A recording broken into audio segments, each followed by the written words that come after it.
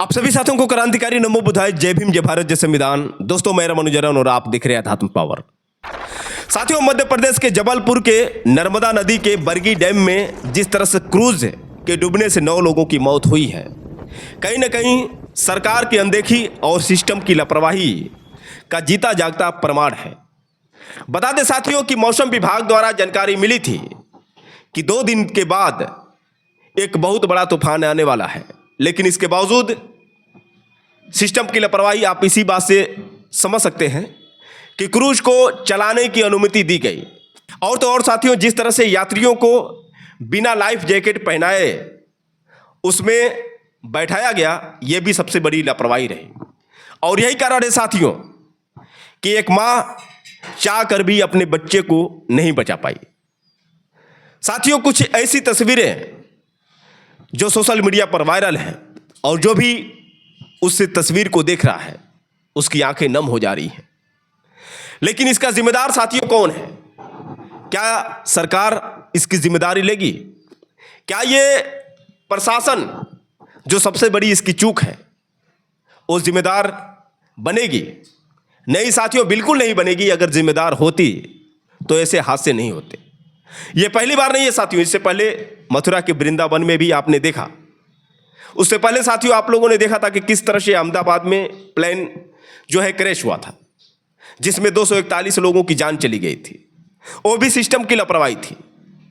हर रोज system की लापरवाही के चलते न जाने कितने लोगों की जान जा रही है, लेकिन फिर भी सरकार की चुप्पी और सिस्टम की घोर लापरवाही कहीं ना कहीं बेगुनाहों की जान लेती जा रही है। पहलगाम में साथियों आपने देखा किस तरह से लगभग 27 सैलानियों को आतंकवादियों ने घुसकर गोलियों से भून डाला था। लेकिन इसके बावजूद साथियों सरकार कितनी चौकन्नी है, सिस्टम किस तरह से अपना काम कर रही है, आप अच्छी तरह से देख रहे हैं साथियों।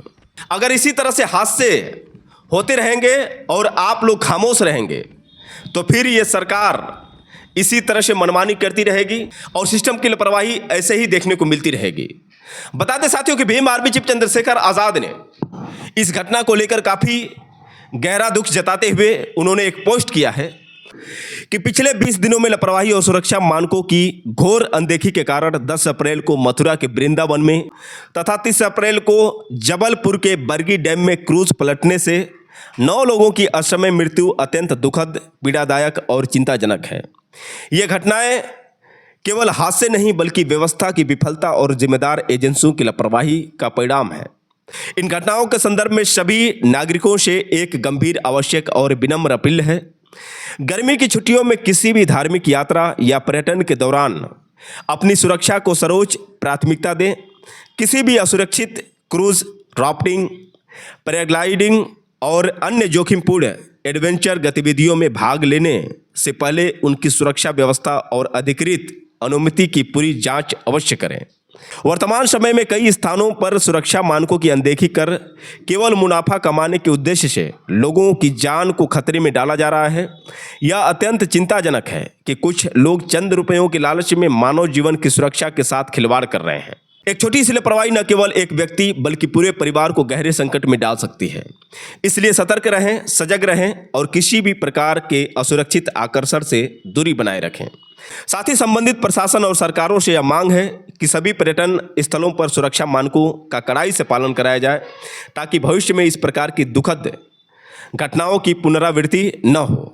तो साथियों, यहाँ पर भीम आर्मी चीफ चंद्रशेखर आज़ाद ने काफ़ी गहरी संवेदना व्यक्त करते हुए अन्य लोगों को सुझाव दिया है कि आप लोग इस तरह से लापरवाही न करें और ऐसी आकर्षण वाली जगहों पर न जाएं।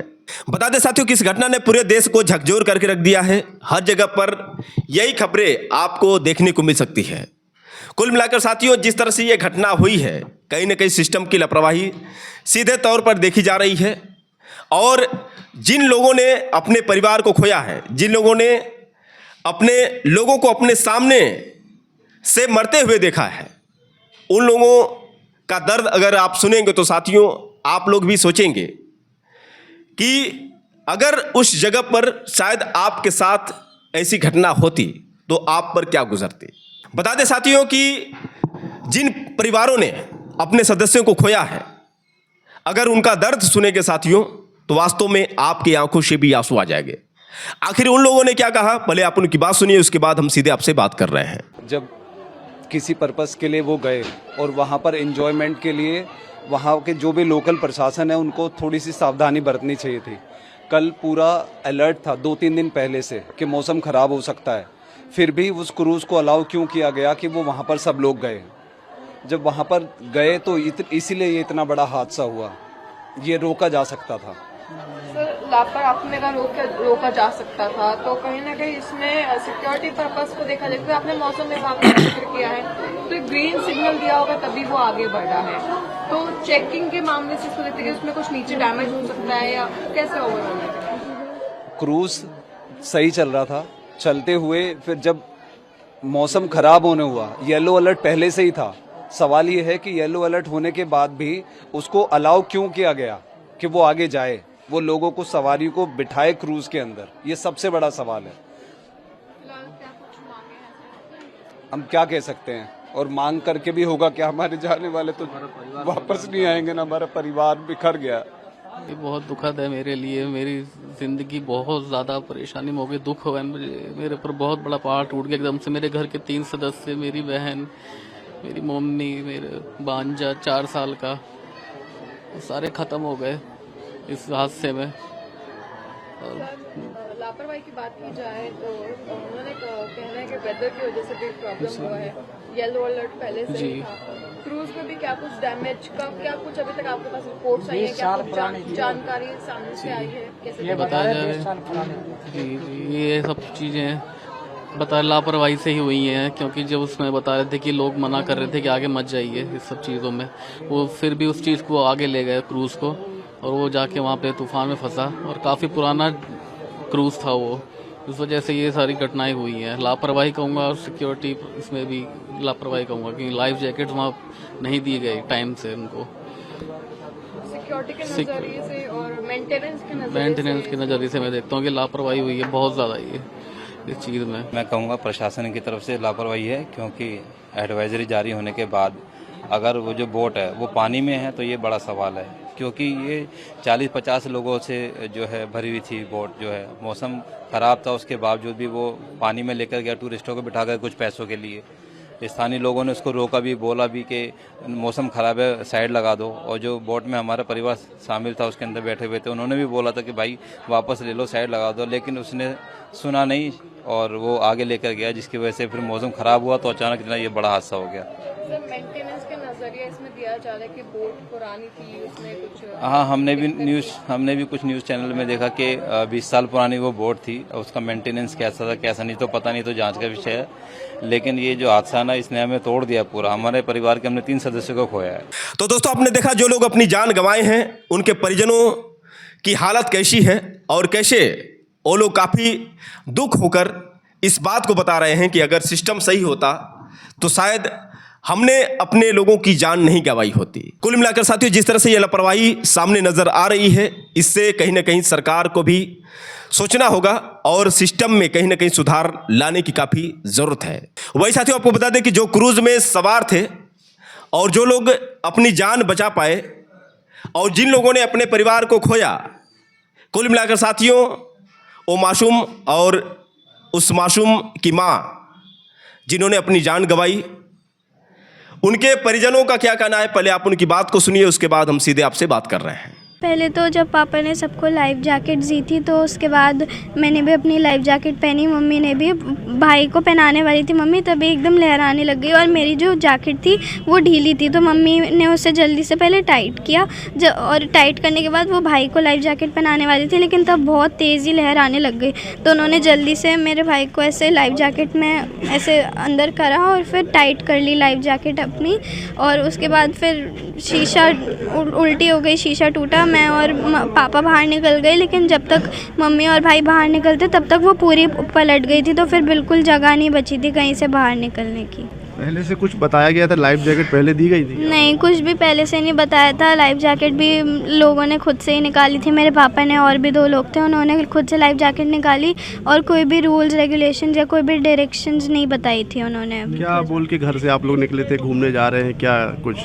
हम लोग दिल्ली से आए थे, तो हम लोगों ने सोचा थोड़ा घूमने जाते हैं, तो हम लोग घूमने के लिए निकल गए।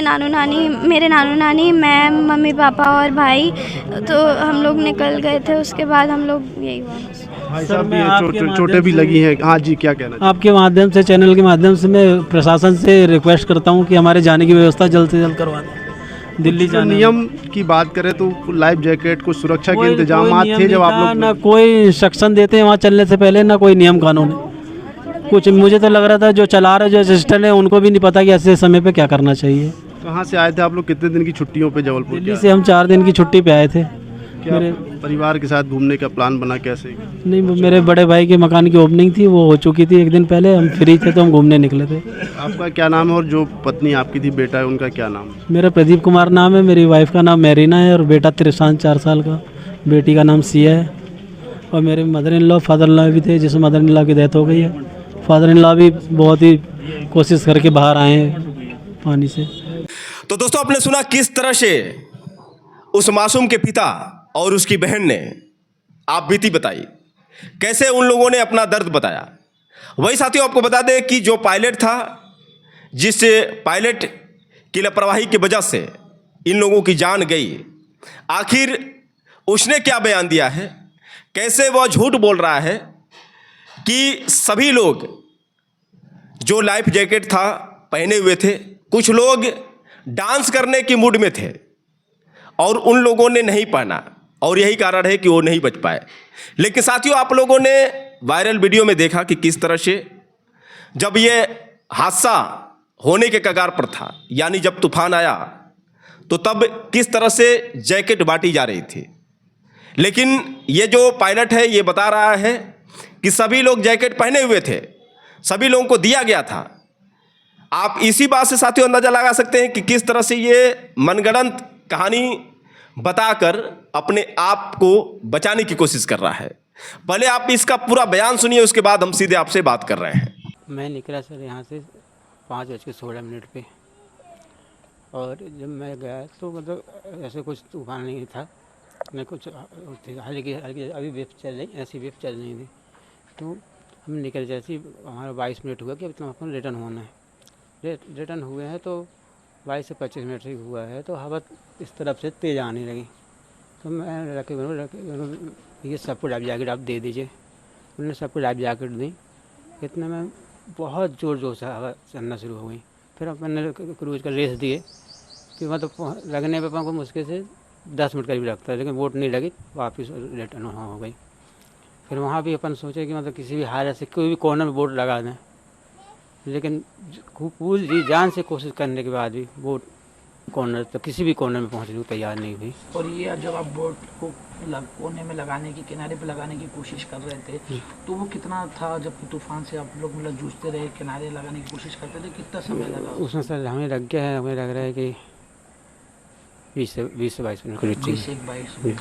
अच्छा, इसमें ये भी है कि चीज़ लोगों ने लाइफ जैकेट नहीं पहनी थी? नहीं सर, लाइफ जैकेट सबको दी गई थी, बट कुछ लोग ऐसे जो थे मतलब नीचे डांस कर रहे थे। मतलब मैं तो ऊपर केबिन में था, मेरे लड़का बतला रहे थे कि ये वो लोग नहीं पहन रहे, डांस कर रहे हैं। मैंने उनको बोल दिया कि मौसम बहुत तेज़ ख़राब हो गया, लाइफ जैकेट आप पहन लें और सामने वाले करीब खड़े हो जाए, कुछ ऊपर आ जाएं। लेकिन जो वीडियो सामने आए हैं उसमें तो देखा है, साफ दिख रहा है कि जो वीडियो है उसमें दिख रहा है कि लाइफ जैकेट का पैकेट खोला गया है, वो पूरा पैक था। जैकेटें पन्नी के अंदर पैक थी, ऊपर से भी पूरा पैक था, वो निकाल के फिर दिया जा रहा है जैसे कि पहली बार लाइफ जैकेटें खोली गई। नहीं सर, हम ऐसा खोलते हैं बस, शाम को बस पैक करके रख दे राखी राउंड में, जैसे अपने ख़त्म हुआ बोटिंग बंद हुई, जब बस पैक करके रखते हैं, ओपन रहती है पूरी लाइफ जैकेटें। उसमें वीडियो में तो कोई पहना हुआ नहीं दिख रहा था। तो आपने देखा सर कि वो मैम भी थी जो बच्चे को ली थी, वो भी लाइफ जैकेट पहनी हुई थी। अब नीचे लोगों ने मस्ती से डांस करने चक्कर में नहीं पहन पाई, क्या नहीं हुआ पाई, ये तो मुझे नहीं पता रहा, मैं ऊपर था केबिन में। बस अचानक जो बोट में पानी भरा तो मैं किसी भी कोने में बोट नहीं ले जा पाया, और उससे पहले बोट पलट गई। किनारे से कितना दूर था? 50-60 मीटर सर, 50 मीटर मान लीजिए बस, दूसरे कॉर्नर में लगने से। 2 रातें हो गई, कैसे कटी हैं आपकी ये 2 रातें? सर मैं 2 रात हैं, तो तीसरा दिन है आज, मैं खाना नहीं खाया हूँ सर। बस वही दिखता, वही सीन दिखता है बस।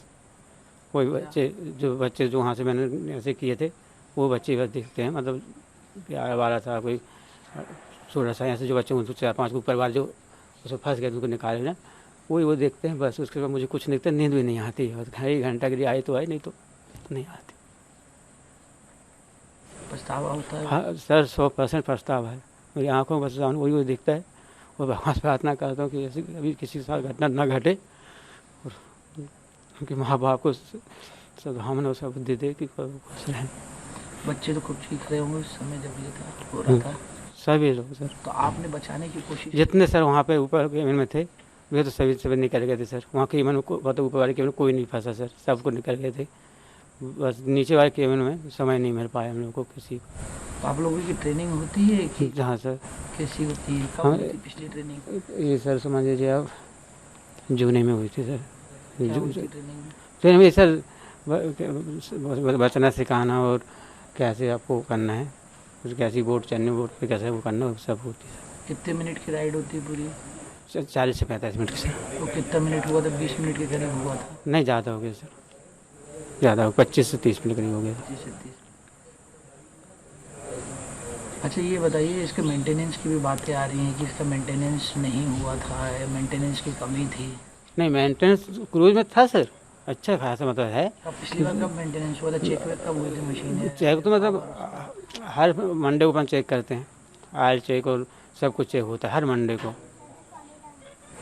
लेकिन ये बता रहे मौसम के भी अलर्ट जारी हुआ था 3 दिन से। उसकी बस जानकारी नहीं लगी। कुछ जानकारी नहीं, मौसम की नहीं लगता कि आप लोग को जब पता था या फिर यहाँ के प्रशासन को पता था कि यहाँ पे मौसम विभाग ने अलर्ट जारी किया हुआ है, येलो अलर्ट जारी था कि ऐसी हवाएं चलेंगी, आंधी तूफान आने की संभावना है, उसके बाद भी आप लोग ने लापरवाही? नहीं सर, इस विषय में जानकारी नहीं लगी मुझे, इस विषय में जानकारी। लेकिन मौसम खराब, मौसम खराब होने की जानकारी कौन देता है? यहाँ पे कोई विभाग वाले देते थे? दे रहे थे सर, लेकिन उस दिन दी थी? नहीं, उससे 1 दिन पहले दी थी? नहीं, उससे एक दिन मेरा वक्त था सर। कि मौसम तो खराब था, अब आपकी वजह से कितने लोगों की जाने चली गई, कितने लोग अभी भी परेशान हैं। उनको कोई किसी का बच्चा नहीं मिल रहा, किसी के बड़े नहीं मिल रहे हैं, किसी को माँ नहीं मिल रही। नहीं वो ठीक है सर, मैं मानता हूँ, पर मेरी बोट किसी चीज़ से टकरानी तो है नहीं है, और ना ही किसी पहाड़ से टकरानी। अब कुदरती मार थी ये, और उसमें मैं भी कुछ नहीं कर पाया। अपना जितना रहा उतना पूरा जान लगाया मैंने। अब कुदरती मार को मैं क्या करूँ? मैं सोचा किसी भी कोने में बोट चली जाए, कि कहीं भी बोट खड़ी कर दूँ किसी भी कोने, लेकिन कुदरती मार ने वहाँ नहीं पहुँच पाया मैं। पानी कितनी देर में भरा उसमें? बोट में कितनी देर लगी पानी भरने में? बोट पानी भरने में सर मुश्किल से मान लीजिए आप 5-7 मिनट बस। हाँ, वो तो कोई भी गेस्ट भी बता नहीं, क्योंकि पूरा वेब से एकदम से आ गया ना, पूरी डूब गई थी, पलट गई पूरा पूरी डूब। आप कब निकले हैं बोट से? ये भी मैं बता रहा है कि भाई ड्राइवर और जो उनका जो हेल्पर था वो पहले ही कूद गए थे। मैं तो सबसे बाद में सर, मेरा तो ऊपर ही केबिन है, मैं वहाँ से कहाँ बड़ी मुश्किल से मैं निकल पाया था सर। मैं कहाँ, मेरा केबिन तो ऊपर और एक ही गेट है उसमें। तो आप कब निकले थे? मैं बाद में, मैंने आपको बता नहीं रहा, वो 3-4 बच्चों को वैसे ऊपर वाले केबिन जब बोट पलट गई तो इतने बड़े खंधे थे, वहाँ से निकाल फंस गए थे वो। कितने बच्चे निकाले आप? 3 बच्चे। और आपका जो साथी था सहायक, उसने बचाने की कोशिश करी थी नहीं करी? वो सर शायद नीचे साइड था कि ऊपर, मैंने उसको पर ध्यान नहीं दे पाया था, उसको मैं ध्यान नहीं दे पाया। लेकिन मैं बस ऊपर था तो मैंने उसको देखा, जो त्रिपाल तो पहले ही काट दिए थे, तो इतने बड़े बच्चे थे, उससे बस 2-3 बच्चे जो थे, बाकी तो जो भी थे निकल गए थे ऊपर वाले केबिन बस से आ रहे, और सभी आप भी पता है कि सुरक्षित वहाँ पहुँच गए थे। कितने लोग सवार थे? कितने लोग उसमें सर करीबन मान लीजिए 35 लोग, करीब 35-36 लोग। बच्चे छोड़ गए? हाँ, छोटे बच्चे छोड़ गए। बच्चे कितने होंगे उसमें? सर बच्चे की काउंटिंग तो मुझे याद नहीं करते आप? वही कई बच्चे खत्म हो गए। हाँ, उनकी काउंटिंग नहीं होती, क्योंकि उनकी स्लिप नहीं होती तो काउंटिंग नहीं करते। आपको नहीं लगता कि आप लोगों की गलती की वजह से इतने लोगों की? सर गलती तो किसी की भी नहीं, बस कुदरती मार है, क्योंकि उसमें हम लोग को बिल्कुल भी चांस नहीं दे पाए ऊपर वाले ने। नहीं तो कभी इतने सालों से हो गए, 1-2 बार ऐसे फंसे भी तूफान में, मतलब निकलने के बाद, तो भी फिर सभी सेफ आ गए हैं। कभी कुछ माना बताए ऐसा नहीं करें। मैं सर 2012 करीब चला रहा हूँ। आपको बर्खास्त कर दिया गया था कुछ कहीं? हम सर 30 साल हो गए उनकी सेवा देते हुए। अब क्या बोले, एक ही सहारा था। परिवार में 2 बच्चे हैं, माँ है, मिसेस है, और तो कुछ रोजगार है ही नहीं। अब क्या आप कुछ कहना चाहेंगे सरकार से? बर्खास्त हो गया, जो आपकी गलती मानी गई है कि आप लोगों की वजह से इतना बड़ा हादसा हुआ, ये नुकसान हुआ लोगों को। अब ये तो सब कुदरती बता सकता है, अपने तो कुछ नहीं बता सकता है। ठीक है, लोगों ने बता रहे, लोगों ने मदद करी, आपके यहाँ से प्रशासन की मदद नहीं पहुँच पाई थी। लोग बाग वो जो मजदूर थे, गाँव वाले थे, वो लोग आए और वो कर देते?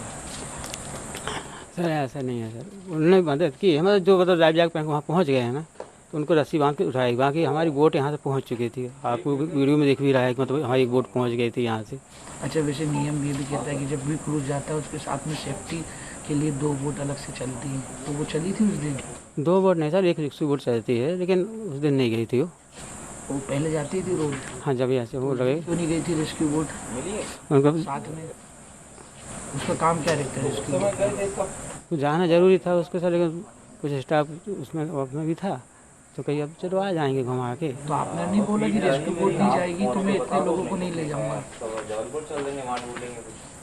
आपने बोला नहीं क्या कहते कि अगर रेस्क्यू बोट नहीं जाएगी तो मैं नहीं ले जाऊंगा इतने लोगों को, तो इनकी जिम्मेदारी मेरी है, मेरे उस पर जा रहे हैं ये छोटे छोटे बच्चे। नहीं सर, मैं नहीं बोला, मैंने बोला कि स्टाफ कम है। इसको गलती मानते हैं अपनी कि नहीं मानते हैं, आप बताइए। तो रिक्शा आपने बोला नियम है सर, लेकिन हर राउंड रिक्शा बोट नहीं जाती थी, हर राउंड रिक्शा बोट नहीं जाती थी। तो ये गलती है ना, आप मानते हैं कि भाई आप खुद कह रहे हैं कि भाई नियम है। मैंने कहा 2 रेस्क्यू बोट जाती है, आप बोलते नहीं 1 जाती थी।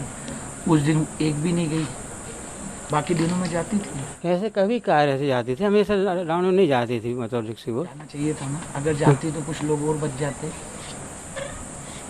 मुझे तो सर ये नहीं लगता है कि मतलब इतनी बड़ी वेव्स में कि रिक्शा बोट भी कुछ काम कर पाते। कुछ लोगों को तो बचा लेती, और वो भी खुद पलट जाती। तो फिर उसको रेस्क्यू बोट क्यों कहते हैं?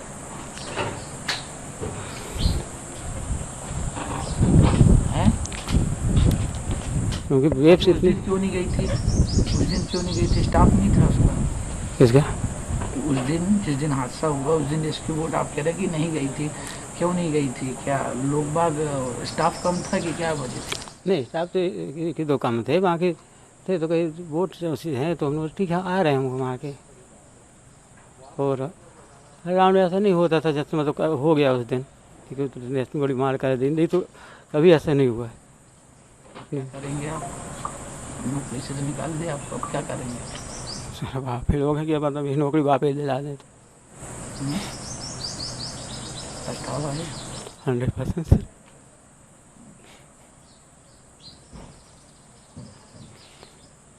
3 दिन हो गए, आप चाहे मैं खाना नहीं खा पा रहा हूँ, सो पा रहा हूँ सर, बस उन्हीं की याद आती है। उन परिवार के बारे में सोचे ना जिनके बहुत, बस उन्हीं बात सोच सर बहुत परेशान हूँ मैं। मतलब कुदरत ने सब कर दिया, लेकिन दोस्त तो मुझे ही रह गया है। तो दोस्तों आपने सुना किस तरह से पायलट ने अपने आप को बचाने की जो कोशिश की है और कैसे वह मुकर रहा है कि इसमें सिस्टम की लापरवाही नहीं रही और न ही उसकी लापरवाही रही। इसके हिसाब से जैकेट सबको बांटी गई थी, लेकिन लोग एंजॉय कर रहे थे, डांस के मूड में थे, इसलिए उन लोगों ने जैकेट नहीं पहनी। लेकिन हम पूछना चाहते हैं कि जो लोग यात्रा के लिए गए थे, जो लोग वहाँ पर घूमने फिरने के लिए गए थे, अगर वो मौज मस्ती नहीं करेंगे तो फिर क्या करेंगे? कुल मिलाकर उनको जागरूक करना किनका काम है? अगर पहले से ही किसी भी प्रकार का रूल रेगुलेशन तय किया गया होता, उसके बाद इनको सेफ्टी जो लाइफ जैकेट है दे दिया गया होता, बता दिया गया होता, तो शायद वो लोग जागरूक हुए होते और ऐसी गलती नहीं किए होते। लेकिन यहाँ पर किस तरह से पायलट खुद को बचाने की कोशिश कर रहा है और सिस्टम को बिल्कुल भी दोष नहीं दे रहा है। बता दें साथियों कि ये तो खुद बच निकला है, लेकिन इसके सामने जो मौतें हुई हैं, अब भले ही ये बोल रहा है कि 2 दिन से हम सोए नहीं हैं, 2 दिन से खाए नहीं हैं, ये अलग बात है, लेकिन फिर भी ये किस तरह से अपने आप को सही साबित कर रहा है। नौकरी तो इसकी चली गई है, नौकरी मिल भी जाएगी, लेकिन जिन लोगों ने अपने परिवार को खोया है, क्या उनके परिवार के लोग मिल पाएंगे? क्या वो फिर दोबारा जिंदा वापस आ पाएंगे? साथियों, ये कुछ भयानक तस्वीरें जो है कहीं ना कहीं दिल को दहला दे रही हैं, लेकिन न इन तस्वीरों को देखकर सरकार को कोई फर्क पड़ने वाला है और न ही एसी में बैठ कर मौज करने वाले नेताओं को। साथियों, पीड़ा किसको होगी? आम जनता को होगी, जो बेवजह अपनी जान गंवा रहे हैं। अगर इसी तरह से साथियों लापरवाही होती रही तो क्या आप कहीं घूमने फिरने के लिए जाएंगे? घूमने फिरने के लिए गए पहलगाम में सैलानियों को किस तरह से मारा गया साथियों। घूमने फिरने के लिए ही अहमदाबाद से जो प्लेन में बैठकर जा रहे थे, किस तरह से प्लेन क्रैश हुआ, उसके बाद 241 लोगों की जान चली गई। मथुरा में धार्मिक स्थल पर किस तरह से लोग आए थे घूमने के लिए और कैसे उन लोगों ने अपनी जान गंवाई। साथियों, हर साल, हर बार, हर रोज़ ऐसा ही कुछ देखने को मिल रहा है, लेकिन फिर भी सरकार कितनी सतर्क है, सरकार कितनी जवाबदेह है साथियों, आप लोग समझ सकते हैं। तो साथियों, जिम्मेदारी हमारी और आपकी भी बनती है। पहली तो गलती हम ये करते हैं कि सरकार गलत चुनते हैं। ऐसी सरकार चुनते हैं जो सामने अन्याय होता है लेकिन फिर भी अपने आंखों पर पट्टी बांध कर रखती है। हर रोज़ साथियों जिस तरह से हिंसा हो रही है, हर रोज़ न जाने कितने लोगों की हत्याएं हो रही हैं, सरेआम किस तरह से गुंडागर्दी हो रही है, माफियाओं के मनोबल बढ़े हुए हैं, अपराधी बेरोक टोक घूम रहे हैं, और कैसे सरकार और सरकार के वर्दी वाले किस तरह से आम जनता के ऊपर ही शोषण कर रहे हैं, ये हमें बताने की जरूरत नहीं है। वैसे साथियों, भीम आर्मी चीफ चंद्रशेखर आज़ाद ने जो पोस्ट किया है उसको लेकर आप लोगों की क्या राय है? और क्या आपको लगता है साथियों कि ये जो सरकार है सही है? क्या सरकार जो सिस्टम चला रही है वो सिस्टम सही है? इस पर साथियों आप लोग अपनी राय ज़रूर दें, और हो सके तो साथियों इस वीडियो को ज़्यादा से ज़्यादा शेयर करें। फिर मिलेंगे अगले वीडियो के साथ, तब तक के लिए क्रांतिकारी नमो बुद्धाय, जय भीम।